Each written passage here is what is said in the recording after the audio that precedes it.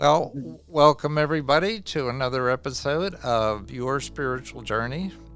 This is the space and the place where we talk about things that are very real.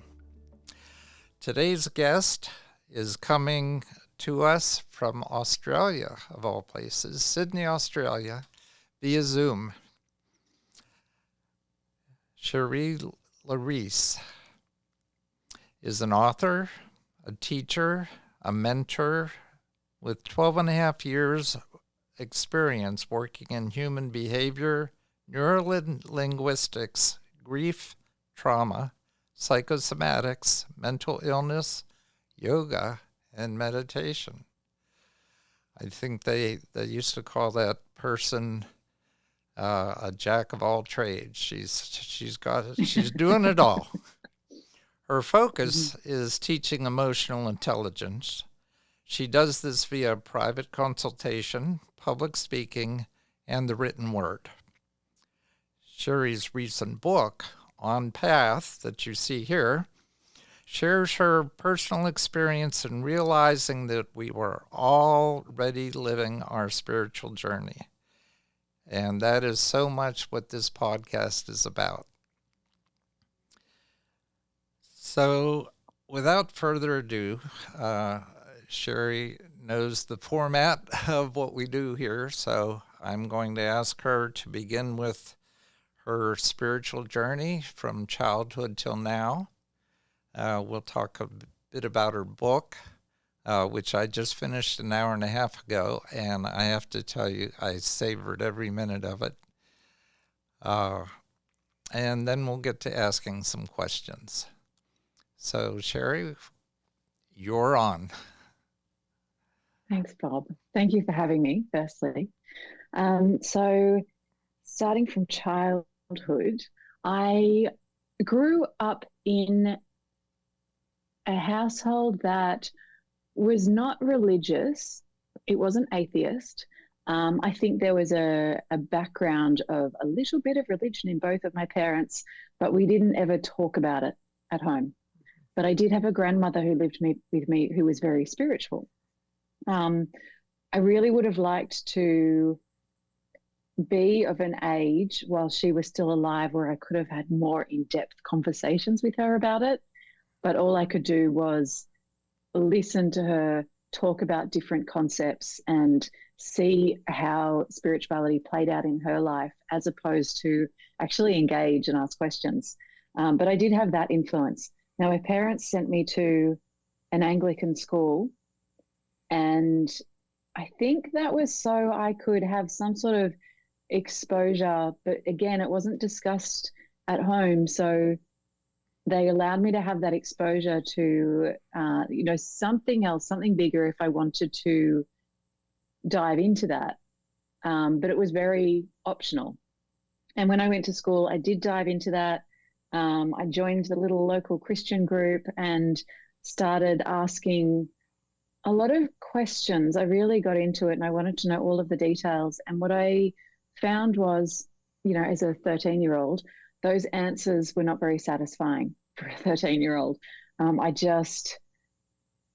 It didn't seem to, I couldn't hold on to the information that I gave with, it didn't feel substantial, and I couldn't hold on to it with confidence.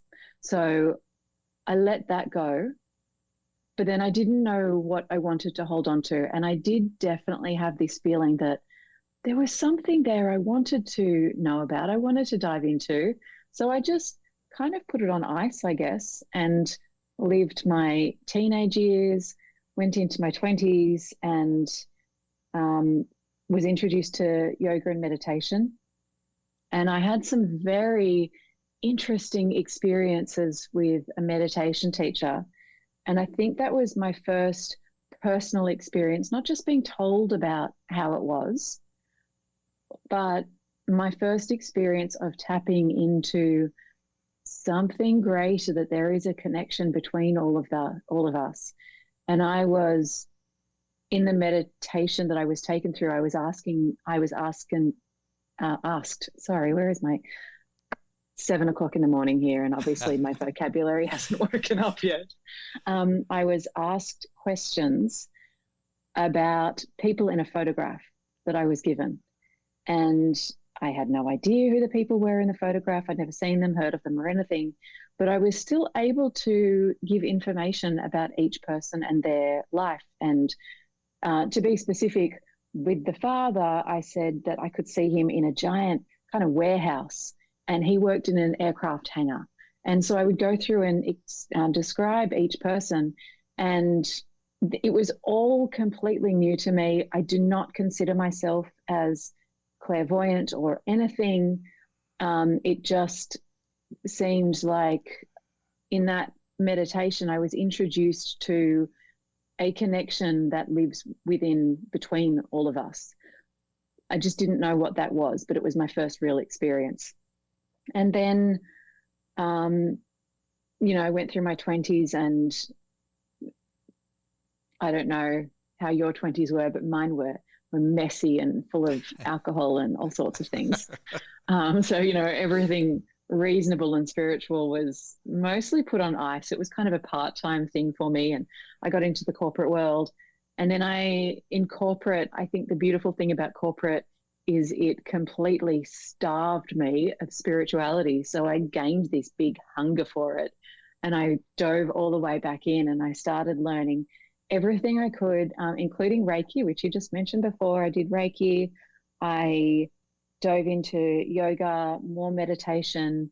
I was given tickets to this weekend course of something that I'd never heard about, NLP, neuro-linguistics programming. So I went along to that and thought, sure, I'm diving into learning everything I can anyway, so let's go and learn this. And when I came out of that course, I set myself a goal or 3 goals to get out of the job I was in. You know this, you've read my book. Get out of the job I was in, get $50,000 cash, and meet my husband. And I applied what I'd learned in that course, which was just about how to think about things and, sitting down, and I took myself through a meditation to imagine these things happening. And within a week, all of these 3 things happened. And so again, something woke up in me and said, okay, what is this?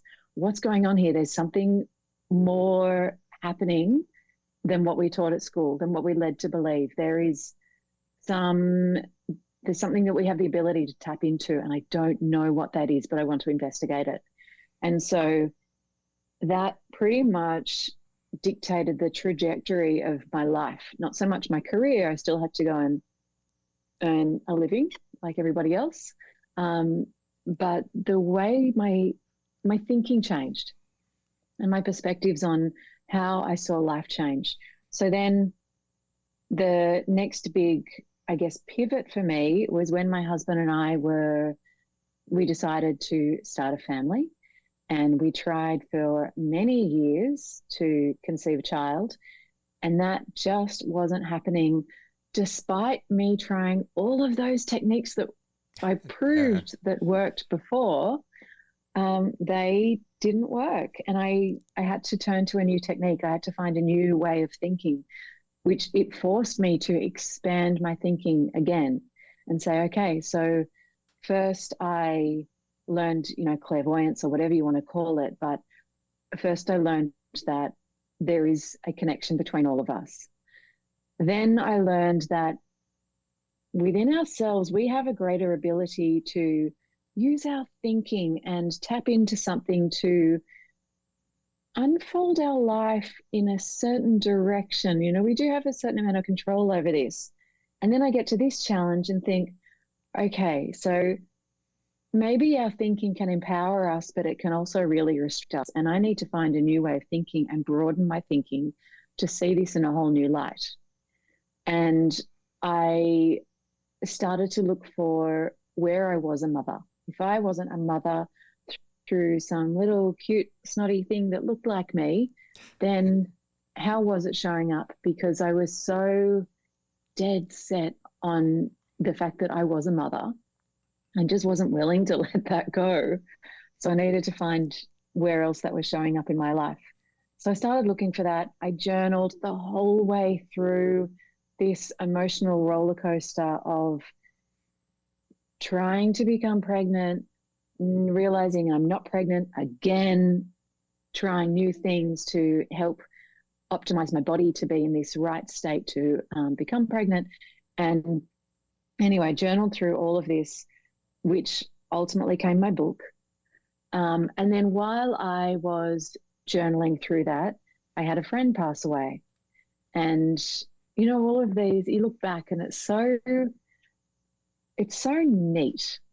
Life just unfolds so neatly when you can look back with 2020 vision of hindsight and see how one thing happens at a time to prepare your thinking and open your heart and your way of being and seeing the world to prepare you for what comes next and for where you're going. So when my friend died, I sat down in meditation and had what I would say is the most broadly profound meditation that I've ever had.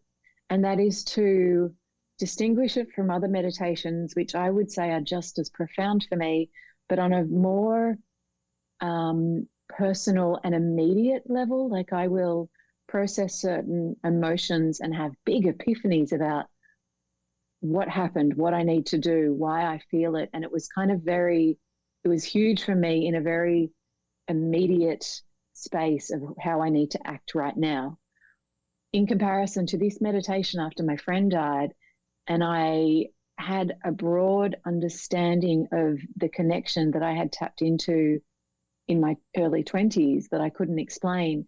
And now suddenly I had this very neat metaphor for how to understand how we're connected, why it works, how we are both individual and one all at the same time.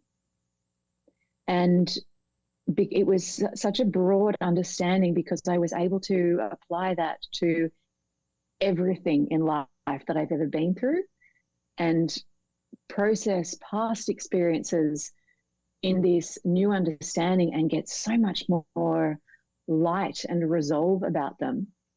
And then also understand new experiences that I am going through and find peace with who I am and how I am, why I'm a mother as I am, and how I get to mother others. And it was the, I guess, biggest awakening for me that stopped me from just having faith that there was a connection between us all to an embodied knowing of exactly how that works, admittedly through a metaphor.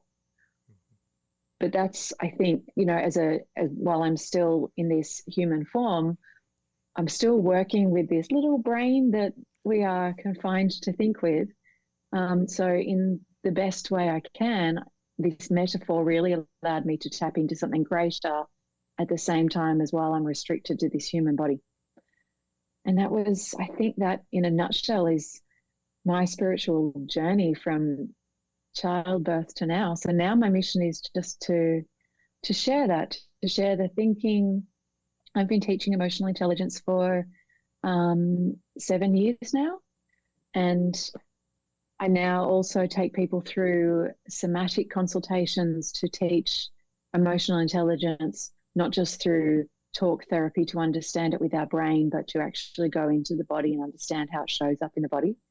And then this new way of thinking, it's not like with the metaphor per se, it's not something that I necessarily unravel with people personally. It's something that gave me such a deep knowing of how everything is unfolding just the way it should, that it allows me to hold people in a different way, because there is nothing in me that thinks any part of you or your life is broken or wrong. And I know sometimes things that we go through feel they're so difficult and life can be so challenging that it feels like something needs to be fixed. But I now have this very solid understanding that nothing's broken, Nothing needs to be fixed. We just maybe need to take a different perspective on it to help you feel a different way about it. And when you can feel a different way about it, then you can see it differently, you can process it differently. And when you think differently about it, then you'll take different steps, different action steps in the way you respond to it. And that will change it. Yeah. And it's not to say it's broken and needs to be fixed. You're just responding to it the way it is. And then when you look back, you can realize how perfect it was for you, even if it didn't feel that at the time. I want to stop you there for a minute, just because in your book you give a wonderful example of just that, and that is the Zen story about the farmer and the horse. Would you mind relating that to the audience? Yes, yes, it is perfect. It's perfect depiction, I think. So the yes, Zen story about a farmer, and he is. Let me get my head around this. Like I said, at 7 o'clock in the morning. Let Okay, me make if sure I don't if start in the middle of the story. it's In on fact, page 175 of your book. I was just thinking that I've got my Yeah. book right here. I'm just going to Okay. read it, and then I can um, not fluff around and make it too long. Yeah. Okay, so the farmer. It's about the farmer and his neighbor. So the farmer's horse runs away one day, and the neighbor hears about this and says, "That's terrible news. That's too bad." And the farmer responds, "Who knows?" And the next day, the horse returns with an additional horse, a wild horse who followed. And the neighbor says, "Now you have two horses. That's great news." And the farmer responds, "Who knows?" The following day, the farmer's son takes the wild horse for a ride, and the horse bucks, and the son is thrown off, falling to the ground and breaking his leg. And the neighbor says, "I'm sorry to hear that. That's very unfortunate." The farmer responds, "Who knows?" During this time, their country was in the middle of a war, and the army was coming door to door to conscript young men.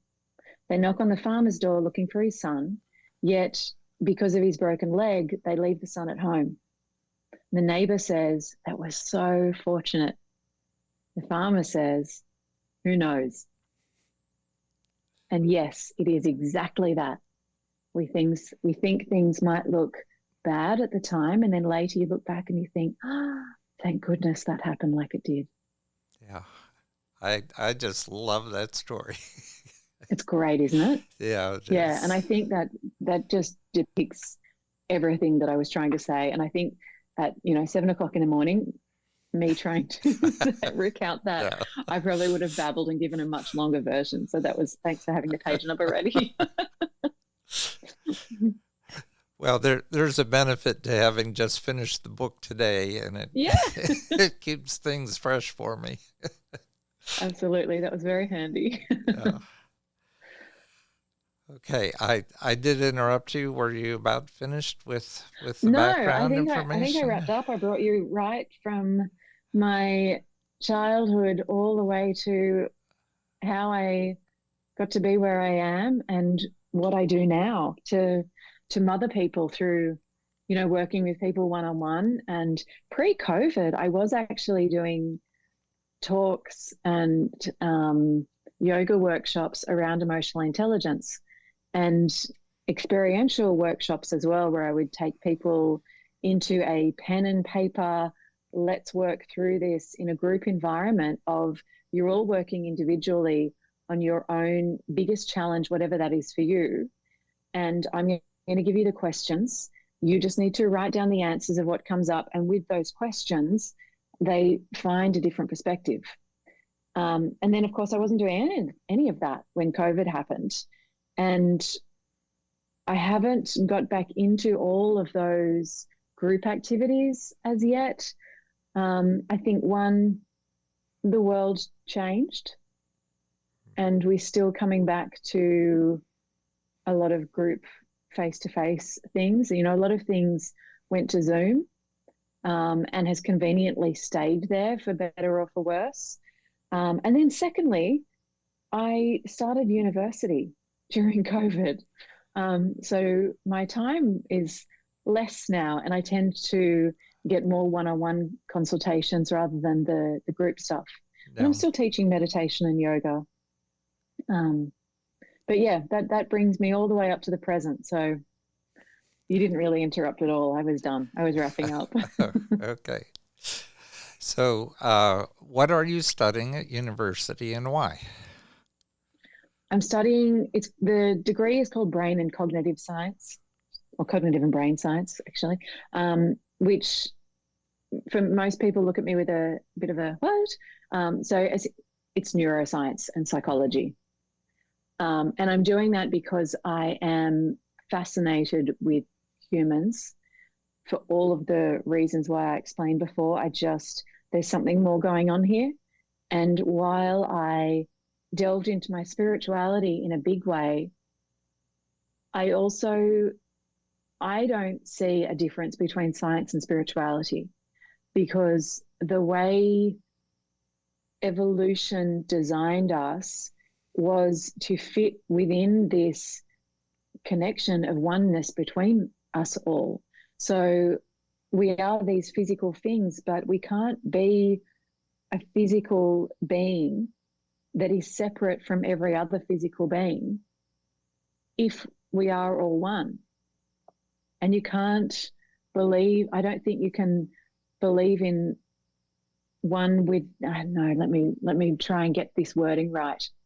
Let me just say, for me, I can't believe in one without the other, because when you start understanding the way the brain works and the way our nervous system, all of the tiny little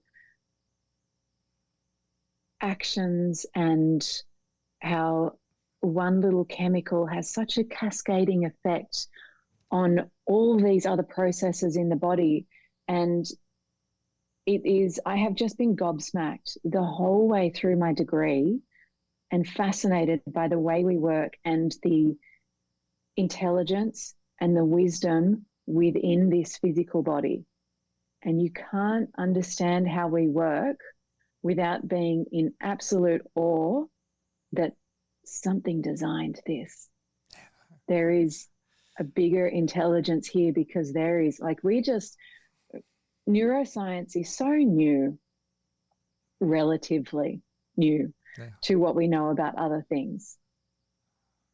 And I think the little that we know is just awesome. Literally, like you are awestruck.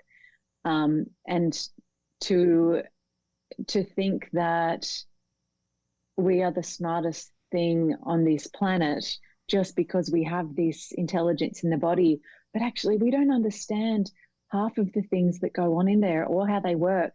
And if we wanted to recreate it, we couldn't. We don't have the understanding, yet this body does.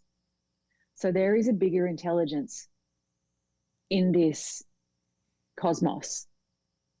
And it made this body that we live in. So for me, I can't hold on to one without the other. They are one in the same.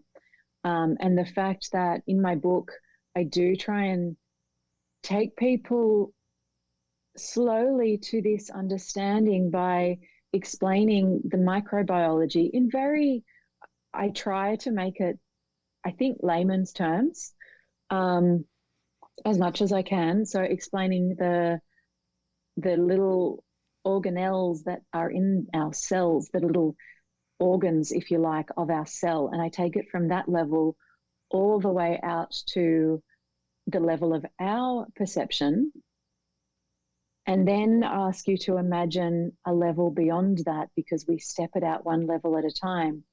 And in that, understand how our perception is so limited if we keep a narrow perspective.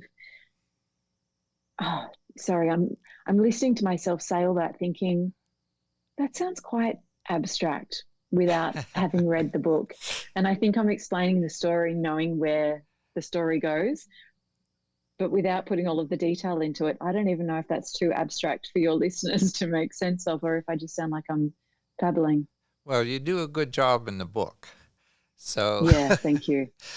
Thank you. That definitely confirms that I'm babbling right well, now. this can be the teaser to say, Yeah, okay, if this absolutely. sounds interesting to you, jump into this book. Uh, Well, that's it, because I can't necessarily explain it so succinctly in 5 minutes when it did take me the second half of the book to explain the connection. right, right. And I also don't want to. I want people to read the book because it's much clearer than I can roll out in a few sentences. Yeah. Yeah, there's a place called the Heart Math Institute, uh, which has done so much research that just fascinates me because they have found so many neurons in the heart, Mm-hmm. and they're able to talk you through a way to create heart-mind coherence by getting those neurons from the heart to communicate with the neurons in your brain. But now, with the exploration of fascia and looking at the fact that there are neurons throughout our fascia, that is the connective tissue of the entire body, there's this constant communication going on throughout our bodies that Yeah. we're totally unaware of. Uh, Yeah. but Well, we are the we're becoming aware. Chinese. Yeah, Chinese medicine, though, they've known this for thousands of years. Right. Traditional Chinese medicine talks about meridians in the body.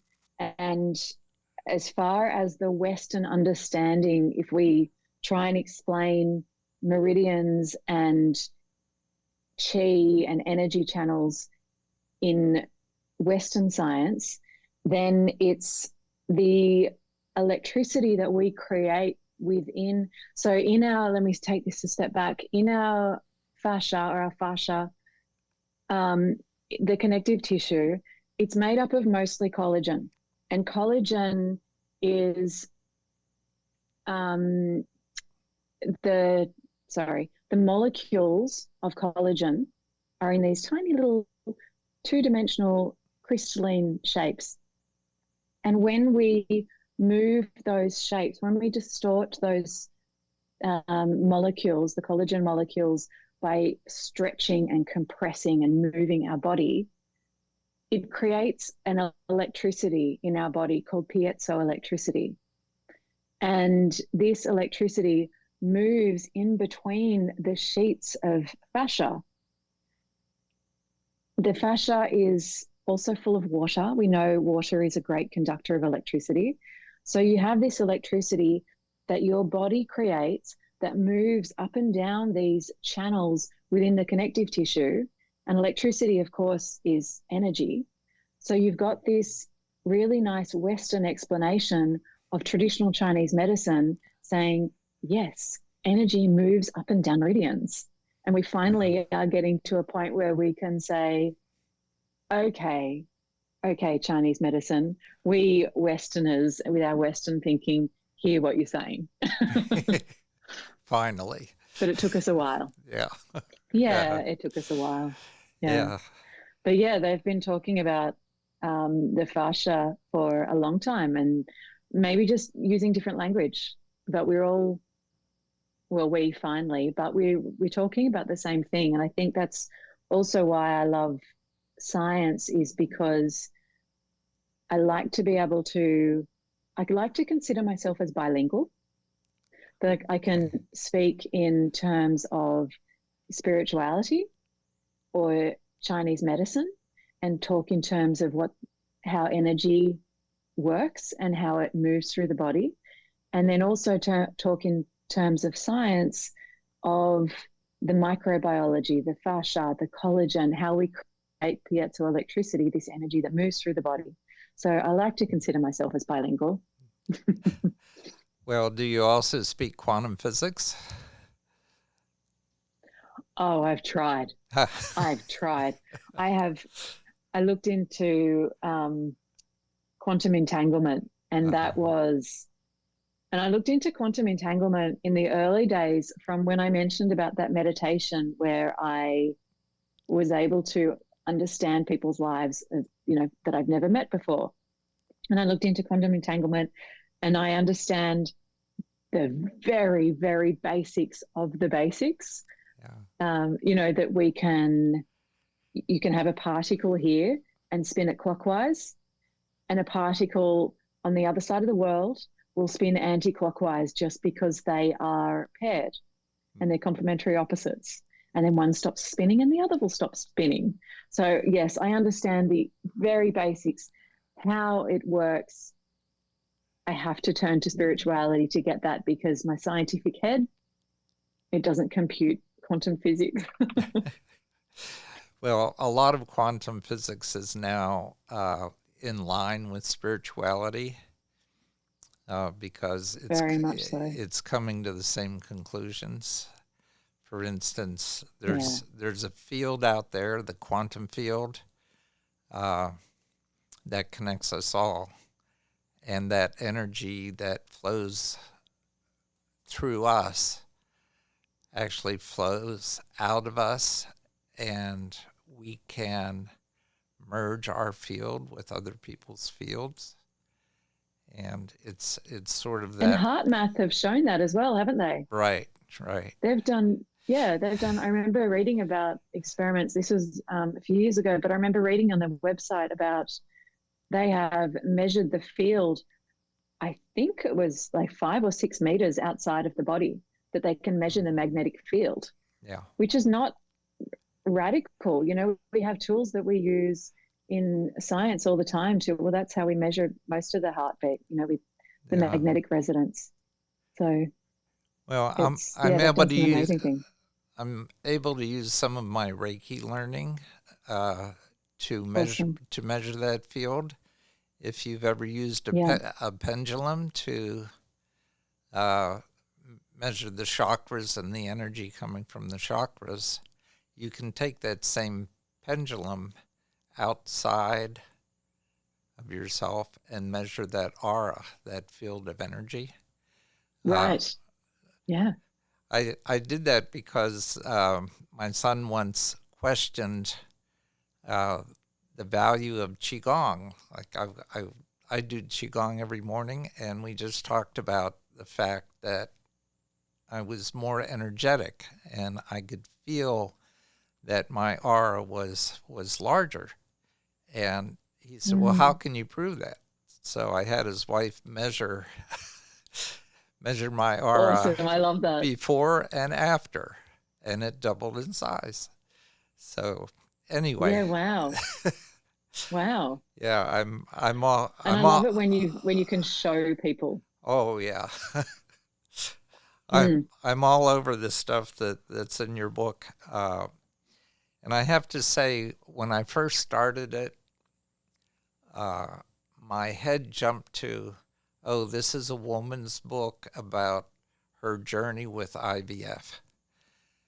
And I quickly uh, saw that that was not true. And the amount of wisdom and self discovery and constant growth that is exposed through your writing uh, is just phenomenal. Uh, it's I don't know. I can't say enough good things about this book.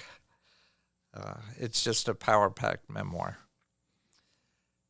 I'm glad you said that because I think me trying to explain parts of it before in my garbled lack of vocabulary didn't do it much justice. So you just made up for it. Well, Thank you. well, I was fascinated by how you found me. Uh, I don't know. Do you mind telling that story?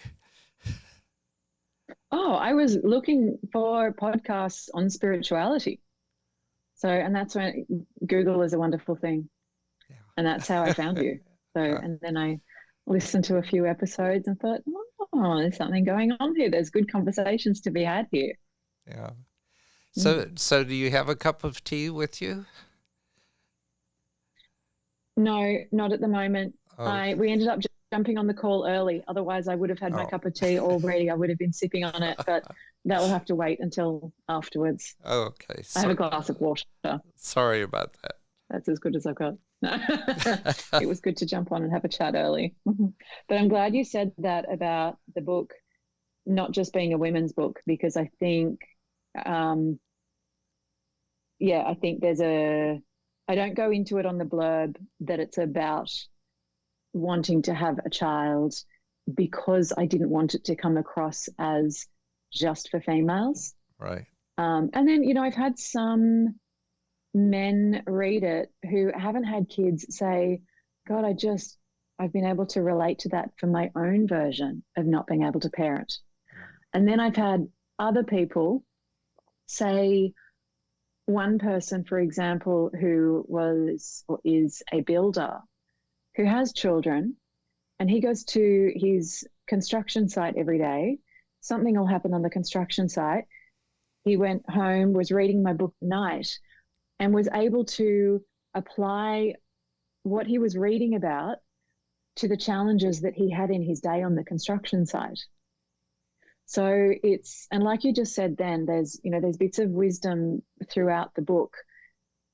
And it's not, I apply it to me and my story, and that's how I tell the story. But as people are reading it, what I found is people are relating to it in a way that is relevant to their life. And you shared with me the way it's relevant to your life. And other people have shared with me the way it's relevant to their life. And it's all very personal. And it doesn't necessarily have anything to do with a baby. Right. It's just, I think, for people who there is a direct story about a baby or a lack of baby, then that's how they'll read it because that's how it's relevant to them. But for other people, it might be that something else is missing in their life. They feel like something's missing. So they read it in terms of what's missing for them, to realize that it's actually not missing and they can take a different perspective around it. And then the reason why I talk through all of my meditations and the techniques in the book, and I talk through it in so much detail, is, I think people do go on that journey with me, and it plants a seed. So in the back of their head, they're going on their own journey while they come with me. And I Yeah. think feedback is that it's really helped people to find a new perspective about their own challenges. So I'm glad you said that it's not just for women going through IVF. It's not just for women who are trying to have a child. It's for people. It's for humans. That's for sure. Okay, there's so much that I want to talk about. So I'm gonna jump around. This this isn't going to Okay. be from the beginning of the book, and then because I just finished it. So actually, the end of the book is most fresh in my mind. But you make a statement that you're able to see people as me, or see people Yeah. as you, as yourself. Now, usually we talk about that being, well, that's empathy. She's an empathetic person. But it's really more than that, isn't it? Yeah. Yeah. It's very much more than that. And that is, empathizing with somebody, they're still separate from you. So there is a distinct difference between the two. I think, the best explanation is if I can call on the metaphor. So I'll bring the metaphor that I introduce into the book, knowing it might seem a little random or strange, not having the lead up to understanding how this metaphor came to be, or, the full explanation of it. But if you imagine a little girl playing with her Lego pieces. And, she's some Lego pieces, she's got a whole lot of Lego pieces on the board. So some of them she is playing together and they're having nice conversations. And then another couple of Lego pieces over here are having an argument, and somebody else is doing the gardening on their own. And she's got all these little Lego pieces playing out on the game board. And how I understand oneness is that we are the little girl playing. And that little girl projects her voice into all of the individual Lego pieces. And all of the little individual Lego pieces all think they're individual. And they all have their own voice, their own accent. They have, one person's gardening because they are a gardener and they know themselves to be a gardener. And I know about landscaping and the Latin name of plants. And that is how they identify themselves as individual from all of the other Lego pieces. But as the little girl playing the game, I know that it's all me. I'm putting on that gardener role. I'm putting on the accent. And the piece next to it that is arguing within a couple, I'm putting on that angry voice and calling up all these stories of what you did to me and why I'm angry with you. And actually, it's all me. It's all me as the little girl playing the game. So I hope that made sense without reading the book. But that is essentially the analogy that allows me to hold on to the fact that we are all one, playing this game of individuality. And we have these perfectly distinct bodies that are separate from each other. So we can recognize ourselves as individual and have that argument with another Lego piece, or be a gardener and know myself as individual, so we can have a game with all of these pieces and make it really interesting. And life is therefore rich and dynamic. And we've got all of these different Lego pieces playing all different roles. And that is the game. The whole time, we know that we're all the little girl playing. We're putting on all of these voices. We're putting on all the drama. And as soon as I can realize that I am the little girl, I am that oneness that makes up and is every Lego piece on the board, I think that's very different from empathy, because it's a direct understanding that you are me. It's not indirect that, we're just the same. And I can imagine that if it were me, and I can imagine how much that would hurt. And that is where empathy comes from. That's indirectly imagining it as you, but I have this direct understanding that you are me through that analogy. Okay, so I am you because I am a piece in your game. I am part of a drama that you've created. Well, it's not my game. It is the game of life, and all humans all over the planet are these little Lego pieces, and there is one little girl playing all of us, playing this game. So we are both the little girl. You and I, she is playing both of us, pretending we're individual pieces. And your little Lego piece is in America and, wears that shirt and has a man's voice. And my Lego piece is put in Sydney in Australia, and I have a female voice and I have this hair and these clothes on. But actually we're both her. Okay. So we're both the same. We're both one. We're right. both pretending to be different, but we're not really. No. I'm with you on that. Okay.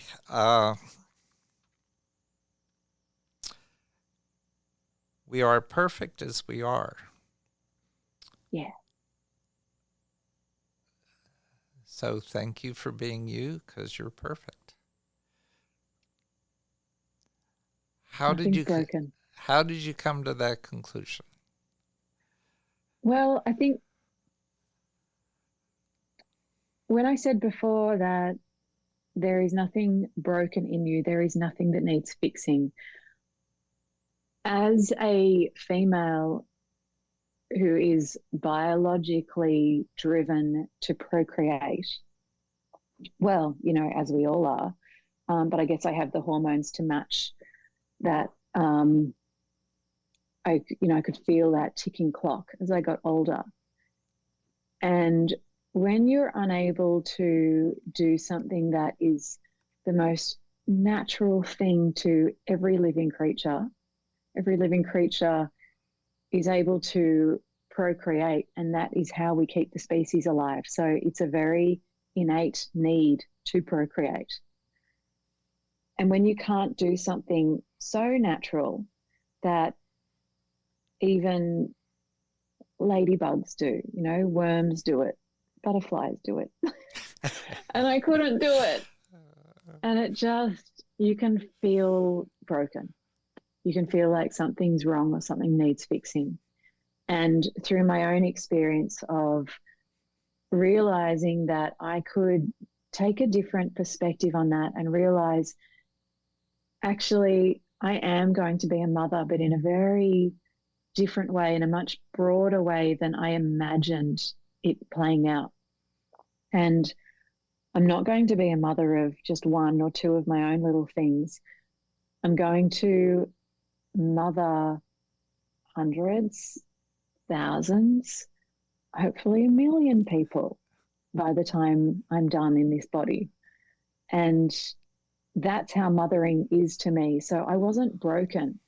I just had a very fixed view on how I thought my mothering was going to show up. But life had a different plan for me, and it wasn't that I wasn't going to be a mother. It was that I was going to be a much more prolific mother and a much more, I guess, dependent free. I can be up at 7:00 and doing a podcast with you, and I can work on my uni papers all day. I'm in the middle of writing a neuroscience paper at the moment. And then tonight I'm teaching a meditation course where we're doing a lot of somatic work and a somatic meditation of feeling emotions in the body. And then I'm going straight to teach a yoga class. And I can do all of these things, and all throughout my day, well, maybe not the neuroscience paper, but the podcast, the meditation, the yoga classes, this is how I mother people. And my consultations, which I do predominantly online, so it's with people all over the world, that is how I mother people. That's how I help people process their own emotions. And I do feel like that is such a beautiful way for me to be able to mother, to help people feel like they're not broken, feel like actually everything is perfect in their life. And I can say that with such certainty because I know that my life is perfect and I mother in a perfect way for me. So, and I couldn't do this. I couldn't do what I do, and I couldn't reach as many people as I do. I would never have written a book if I was busy changing nappies, making food, cleaning up, getting the toys, waking up in the middle of the night to breastfeed. I wouldn't have been able to do what I do. And I love my life. I really honestly see my way of mothering as a gift, and I would not change it for the world. Yeah. Well, we are unfortunately just about out of time. I do always ask my guests to leave us with some words of wisdom, and I know you've got tons of them. Although it is early in the morning for you to think about that. I do want to give a shout out to Joel, your husband. He comes across as probably the most marvelous person in the entire world in your book. And he has handed out the book to a few of his friends because it makes him look really good. It sure does. It's the way I see him.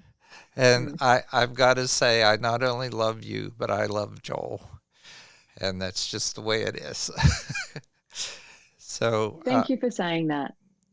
Thank you. Like, that means so much to me that my love came across so much, and I don't mean just for Joel, and I'm glad it did because he is a marvelous human. But my love for you, my love for people, my appreciation that we're all in this together. Let's pretend we are. Let's play this game of life like we are all in it together. And I think, coming back to words of wisdom to leave your audience with, it's that we are doing all of this together. And if we can just pretend, just get our head around the fact any way you need to, that we're doing life together. We're not against each other. If it seems like somebody is against you because we don't all get on with each other the way we don't all act in the way somebody else wants you to act. And you may have the best intentions, but it's not what they were expecting, so they get upset, or vice versa. So if we can just have this understanding that we're all in this together, and then even when conflict arises, you know that there's some reason for it. There's something that you need to learn.